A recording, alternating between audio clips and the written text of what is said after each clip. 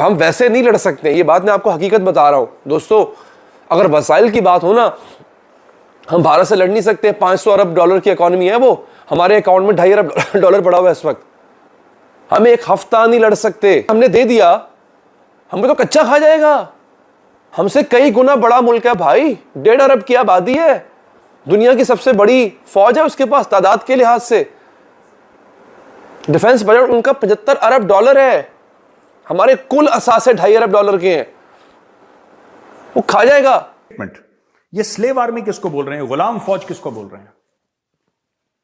TTP वाले गुलाम फौज किसको बोल रहे हैं? ये पाकिस्तानी फौज को गुलाम फौज बोल रहे हैं, क्योंकि पाकिस्तानी फौज पैसे लेके अटैक करती है। पाकिस्तान की फौज सर हिंदुस्तान वालों की फौज है ना, हमारी तो नहीं है वो। लेकिन आज पाकिस्तान में बैठकर हम जिसे कहते हैं जनरल बिपिन रावत साहब की जिक्र करते हैं, जनरल राज कादियान साहब का हम जिक्र करते हैं। और क्यों जिक्र करते हैं सर? पुलिस लाइन पेशावर में हमला होने का मतलब यह है कि वो आपके अंदर घुसकर आपको मारने के काबिल हैं।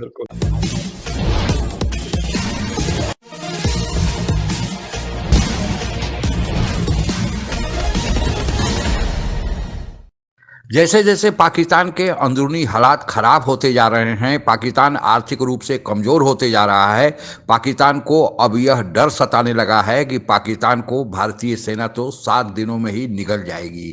पाकिस्तान को यह भी डर सता रहा है कि तालिबान जो पाकिस्तान पर लगातार अटैक कर रहे हैं वह भी भारत के ही इशारे पर कर रहे हैं। पाकिस्तान के इसी डर को बयान करती आज की चर्चा सुनते हैं। हम वैसे नहीं लड़ सकते, ये बात मैं आपको हकीकत बता रहा हूं दोस्तों। अगर वसाइल की बात हो ना, हम भारत से लड़ नहीं सकते। 500 अरब डॉलर की इकॉनमी है वो, हमारे अकाउंट में 2.5 अरब डॉलर पड़ा हुआ है इस वक्त। हमें एक हफ्ता नहीं। मैं मानता हूं कि भारत को फिलहाल हमसे कोई लेना देना नहीं है। क्यों? भारत जितनी भी अपनी प्रिपरेशन कर रहा है ना, वो कर रहा है चाइना के लिए। भारत की डिफेंस बजट जो है भारत का, वो 75 अरब डॉलर है। वो सारी की सारी तैयारी चाइना के लिए कर रहा है। पाकिस्तान को मारने की उसको जरूरत नहीं है। हम अपनी मौत खुद मर रहे हैं, जो हमारा हाल है माशाअल्लाह से। क्योंकि हमने तो जागना है नहीं, हमने तो सोए रहना है। तो हो ये रहा है कि हमें जो है वो अपनी परवाह है नहीं। दुश्मन अपने आप को तैयार, हमने दे दिया, हमें तो कच्चा खा जाएगा। हमसे कई गुना बड़ा मुल्क है भाई, 1.5 अरब की आबादी है, दुनिया की सबसे बड़ी फौज है उसके पास तादाद के लिहाज से। डिफेंस बजट उनका 75 अरब डॉलर है, हमारे कुल असासे 2.5 अरब डॉलर के हैं। वो खा जाएगा। मुझे डर इस बात का है कि ये बंदा जो यहां पे फिर रहा है इस वक्त, इसको बुलाया गया है, ये खुद नहीं आया, वरना इतना अर्सा पहले आ जाता। इसे खुद को बुलाया गया है कि हाँ भाई हमें बेल आउट करवाओ, हमें निकलवाओ इस झंझट से। हमारे मुल्क को दिवालिया हो चुका हुआ है, इसको निकालो। क्या चाहिए? एटम बम चाहिए, ये ले लो। ये होने जा रहा है, मैं आपको बता रहा हूं। और आप ये स्लेव आर्मी किसको बोल रहे हैं? गुलाम फौज किसको बोल रहे हैं? टीटीपी वाले गुलाम फौज किसको बोल रहे हैं? ये पाकिस्तानी फौज को गुलाम फौज बोल रहे हैं, क्योंकि पाकिस्तानी फौज पैसे लेके अटैक करती है। अमेरिका से पैसा लिया और यहां पे बम मार दिया, ये करती है पाकिस्तानी फौज, ये भाड़े की फौज है। इसीलिए याद है मैंने कल आपको क्या बोला था वीडियो पे? कल मैंने आपको ये बोला था वीडियो पे कि ये सिर्फ ट्रेलर है, ये सिर्फ ट्रेलर है। ये जो चल रहा है मामला पुलिस हेडक्वार्टर के जो अटैक का मामला है, ये सिर्फ ट्रेलर है। असली इनका ये 5 कोर पे अटैक करेंगे, 5 कोर हेडक्वार्टर कराची पे। मैं आपको आज बता रहा हूं, फिर पाकिस्तानी बोलेंगे मेजर साहब इसमें तो आपका भी हाथ है। ये लोग ऐसी फालतू की बात करते हैं, लेकिन fact of the matter is logical target उनका वही है। कह रहे हैं स्लेव आर्मी, साफ कह रहे हैं ये आज नहीं कर पाएंगे तो अगले महीने, नहीं तो 6 महीने बाद, नहीं तो 1 साल के बाद ये करेंगे पक्का। ये आर्मी के ऊपर ही अटैक करेंगे और बड़े शहर पे, हो सकता है लाहौर पे, हो सकता है इस्लामाबाद, हो सकता है कराची, हो सकता है हैदराबाद, सिंध, कहीं पर भी करें, लेकिन they will attack an army location. Pakistan की फौज सर हिंदुस्तान वालों की फौज है ना, हमारी तो नहीं है वो। लेकिन आज पाकिस्तान में बैठकर हम जिसे कहते हैं जनरल बिपिन रावत साहब की जिक्र करते हैं, जनरल राज कादियान साहब का हम जिक्र करते हैं। और क्यों जिक्र करते हैं सर? साहब की तरफ देखें, इमारत इस्लामी अफगानिस्तान की तरफ देखें, नेपाल या भूटान की तरफ देखें, किसकी तरफ देखें फिर? देखें, कहीं भी देखने की जरूरत नहीं है। अपने हुक्मरानों की तरफ देखना चाहिए। और इनको पुलिस लाइन पेशावर में हमला होने का मतलब यह है कि वो आपके अंदर घुसकर आपको मारने के काबिल हैं। जब आप केपीओ के वहां पर हमला होना और उसको यरगमाल होना, ठीक है, आपने वकेट करा लिया, लेकिन आप उनको अंदर, वो आपके अंदर घुस गए। शहर के बीच में सबसे शहर मसरूफ के तरीन बीच इलाका है। में मसरूफ तरीन इलाके के अंदर फखर, ये किस चीज की अलामत है? ये इस चीज की अलामत है कि अगर हमारे सिक्योरिटी के इदारे अदम तहफ़्फ़ुज़ का शिकार हैं, वो अपना दिफा नहीं कर सकते, वो अपने आप को, इनको अपने अंदर इन्फिल्ट्रेट होने और अटैक करने से नहीं रोक सकते, तो अवाम की क्या सूरत है? वो किसी भी मंडी के अंदर जाकर, किसी भी मार्केट के अंदर जाकर, किसी भी मस्जिद के अंदर जाकर धमाका कर सकते हैं और कुछ भी। रूस की और अमेरिका के दरमियान कोल्ड वॉर चल रही थी, तब हम अमेरिकन ब्लॉक में जाके बैठ गए थे। सबसे पहली गलती थी। इंडिया ने ऐसा नहीं किया था।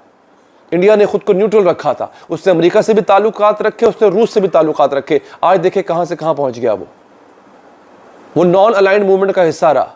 हमने ब्लॉक चूज कर लिया, क्यों? चंद पैसों की खातिर। और आज तक हम कर्जे में डूबे। आज तक हमारा जो भीख वाला कशकोल है वो घिस गया मांग मांग के। हम आज तक मांगते फिर रहे हैं नाज़रीन। और जब होता ये है कि जो मुल्क कर्जे में इस हद तक डूब जाता है और फिर वो जब डिफॉल्ट कर जाता है और उसके पास अगर एटॉमिक पावर हो तो फिर क्या होता है? फिर वहां पे शाख्स आती हैं, बड़ी शाख्स आती हैं। पहले इकोनॉमिक हिटमैन आता है। इकोनॉमिक हिटमैन का काम होता है वो आके सबसे पहले आपको ये यकीन दिलाता है कि अगर आप कर्जा लेंगे तो आपके दिन संवर जाएंगे। और ऐसा भी उस किताब में लिखा हुआ है कि ऐसे हुक्मरानों को बाकायदा रस्से से हटा दिया जाता है जो कर्जा लेने से इनकार कर देते हैं। वो मुल्क कर्ज नहीं दे पाता ना, ये उस मुल्क के असासों पे कब्जा करना शुरू कर देते हैं। मेरे सामने मिसालें मौजूद हैं, मैं आपको दूंगा अभी। ये उस मुल्क के एयरपोर्ट्स पे कब्जा कर लेते हैं। वो कहते हैं अपना एयरपोर्ट्स हमें गिरवी रख दो। उस मुल्क की बड़ी बड़ी शाहराहों पे कब्जा करना शुरू कर देते हैं।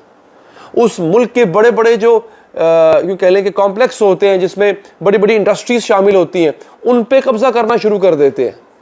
और आपको शायद याद होगा, ये कुछ अरसा पहले की बात है, हमें पता चला था कि हुकूमत जो है वो, ये इमरान खान साहब के दौर की बात है, हुकूमत मोटरवे गिरवी रखवाने जा रही है। ये बात पता चली थी। एयरपोर्ट्स गिरवी रखवाने जा रही है।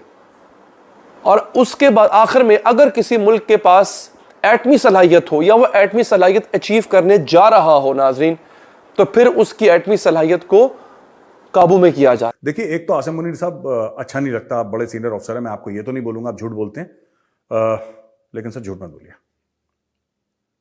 ठीक है? आप ये कह रहे हैं कि ये टेररिस्ट का रिलीजन से कोई लेना देना नहीं है। तहरीक तालिबान पाकिस्तान तो ये कह रहे हैं कि हमें पाकिस्तान में शरिया नाफिज करना है। आप कैसे कह सकते हैं कि उनका रिलीजन से कोई लेना देना नहीं है? वो तो खुद कह रहे हैं, ये मैं नहीं कह रहा। तहरीक तालिबान पाकिस्तान ये कह रहा है कि पाकिस्तान का जो आईन है, पाकिस्तान का संविधान है, पाकिस्तान का कॉन्स्टिट्यूशन फ्रॉड है। वो कह रहे हैं फ्रॉड है। वो कहते हैं कि पाकिस्तान का जो कॉन्स्टिट्यूशन है वो अल्लाह के साथ गद्दारी है। पाकिस्तान में चोरी करके जो पकड़ा हुआ उसके हाथ कटने चाहिए, उसको जेल में क्यों डाल रहे हो? तहरीक तालिबान पाकिस्तान ये कहता है कि पाकिस्तान के आईन को फाड़ दो और यहां पे शरिया नाफिज करो। वो तो इस्लाम के लिए लड़ रहे हैं, वो खुद कहते हैं हम इस्लाम के लिए लड़ रहे हैं। ये भाई साहब आसिम मुनीर साहब ये कह रहे हैं कि नहीं, इनका कोई रिलीजन से लेना देना, इनका पूरी तरीके से सिर्फ रिलीजन से लेना देना है। पाकिस्तान के अंदरूनी हालात ज्यों ज्यों खराब होते जा रहे हैं, पाकिस्तान को यह डर सता रहा है कि अगर भारत इसी बीच पाकिस्तान पर आक्रमण कर दे तो पाकिस्तानी सेना के पास तो उतना अब साधन ही नहीं है कि भारत के साथ 7 दिनों तक भी मुकाबला कर पाए। भारतीय सेना पाकिस्तान को कच्चा चबा जाने की हैसियत रखती है। यह पाकिस्तान के पत्रकारों का कहना है, पाकिस्तानी मीडिया के थिंक टैंक्स का कहना है, और यह सही भी है। पाकिस्तान भारत का मुकाबला आज की तारीख में नहीं कर सकता।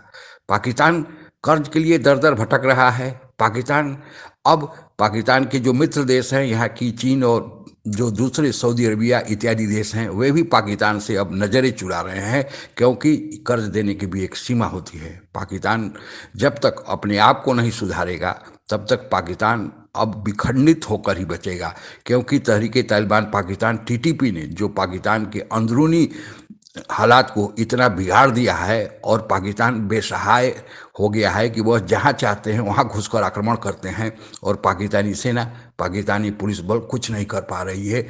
चीन जो इतना पाकिस्तान में इन्वेस्टमेंट किया था वो अभी भाग खड़ा हुआ है, तो आखिर पाकिस्तान को बचाएगा कौन? भारत से डर दिखाकर वह केवल अपनी जनता को एकजुट करना चाहते हैं, लेकिन भारत को जब जरूरत पड़ेगी आक्रमण करेगा।